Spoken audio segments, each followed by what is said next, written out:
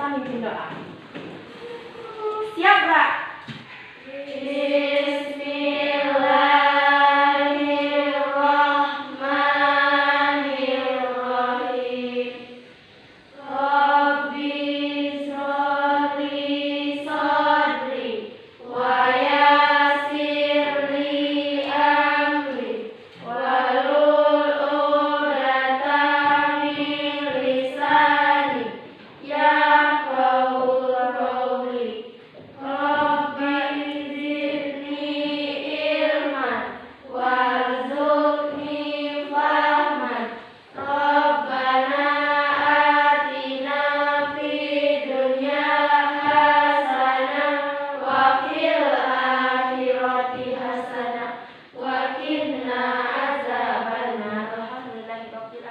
Minggu kemarin kita sudah belajar tentang macam-macam tusuk dasar hias.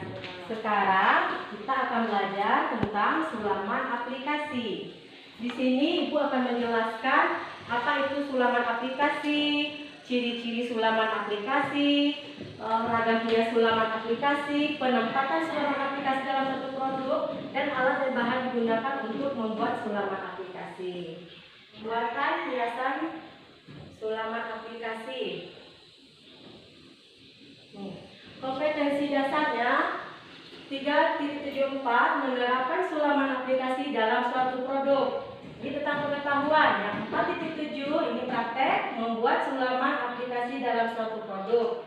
Indikator dari pencapaian kompetensinya menjelaskan pengertian sulaman aplikasi. Yang kedua, mengklasifikasikan ciri-ciri sulaman aplikasi. Yang ketiga, mengklasifikasikan ragam sulaman aplikasi. Dan yang keempat, menganalisis penempatan sulaman aplikasi. Yang kelima, mengidentifikasi alat dan bahan dalam pembuatan sulaman aplikasi.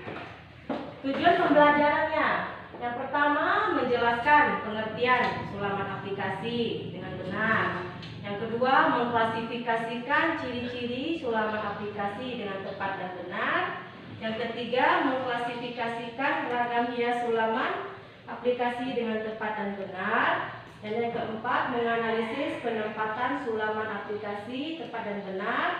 Yang kelima, mengidentifikasi alat dan bahan pembuatan sulaman dengan tepat dan benar.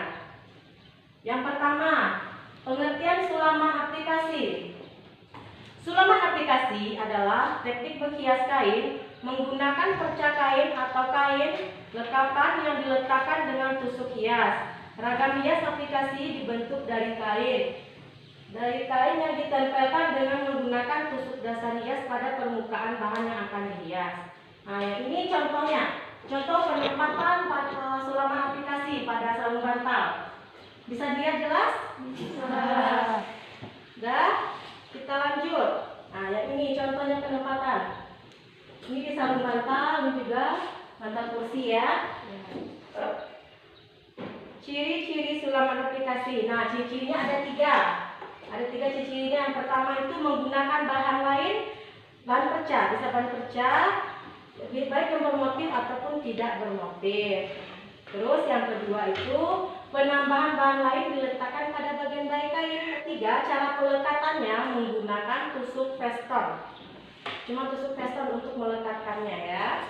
Ragam sulaman aplikasi ini ada dua. Yang pertama aplikasi Cina, ciri-cirinya tidak bercorak.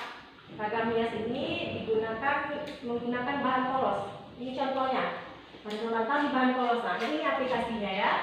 Ini sulaman aplikasinya. Nanti di pinggir ini diaplikasi tusuk hias veston.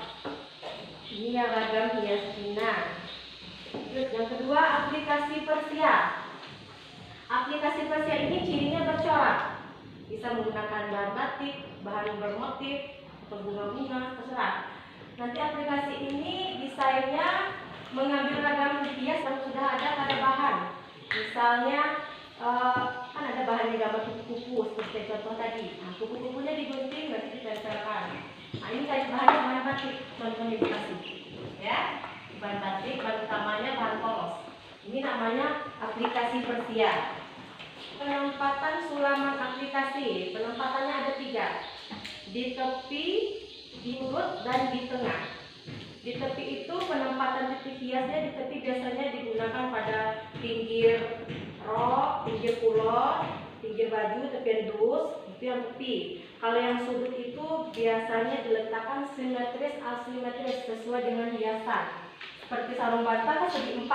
Nah, di sudut-sudutnya dikasih hiasan selama aplikasi. Nanti ada contohnya Ibu kasih. Terus penempatan di bagian tengah. Banyak digunakan pada lenan rumah tangga. Kan hiasan tepi ya, yang tepi yang ini. Yang di tepi ini yang dipakaikan. Ini kebetulan ada 2, bisa sudut, bisa tepi. Nah, ini yang sudut. Dan ini yang tengah. Ini tengah. Berarti ini yang sulam apa ini? Yang di tengah ini. Cina Persia. Yang bermotif. Persia. Alat dan bahan. Yang kelimanya alat dan bahan. Yang pertama jarum jahit tangan dan jarum sulam. Nampak bedanya kan? Jarum tangan diruncing. Kalau sulam lebih tumpul dan besar ukurannya ya. Yang kedua gunting. Gunting ini bisa digunakan, ada gunting kertas, gunting benang, beda-beda. Jangan digunakan gunting bahan untuk menggunting kertas. Nanti tidak ada untuk benang. Jarum pentul dan bantalan jarum. Jarum pentul digunakan untuk membantu menggabungkan kain satu dengan lainnya agar tidak bergeser. Dan bantalan jarum berfungsi untuk memudahkan kita dalam menyimpan meletakkan jarum agar tidak berserakan. Nah, pemidangan digunakan untuk merenggangkan kain agar permukaan kain menjadi rata dan licin, sehingga memudahkan pada saat menyulam. Nanti sebelum kita menyulam, kita pasang dulu pemidangan biar dia rata tegang, nah, baru dipasang. Kalau nggak pakai pemidang susah. Nanti pas dinyulamnya nggak rata dia. Ya. Lanjut yang ke F, pensil atau kapur jahit. Dalam pembuatan jahitan aplikasi dibutuhkan untuk menggambar pola yang akan dijadikan aplikasi pada kertas dan kain. Jadi kalau pensil untuk di kertas, yang kapur jahit untuk di bahan, memindahkan motifnya. Selanjut, pendedel jahit digunakan untuk membuka jahitan yang salah. Bahan pembuatan sulaman aplikasi. Bahannya ada 3, ada kain polos, kain bermotif, kain vel. Kain polos digunakan untuk sulaman Cina, sedangkan yang bermotif untuk Persia.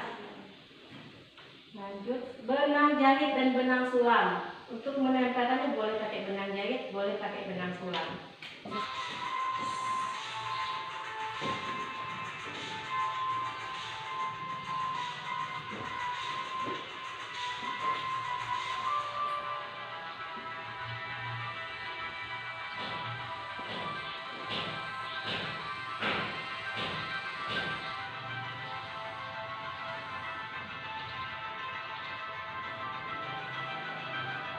Nah, sekarang kalian lanjut kerjakan LKPD ya. Ibu kasih waktu 5 menit.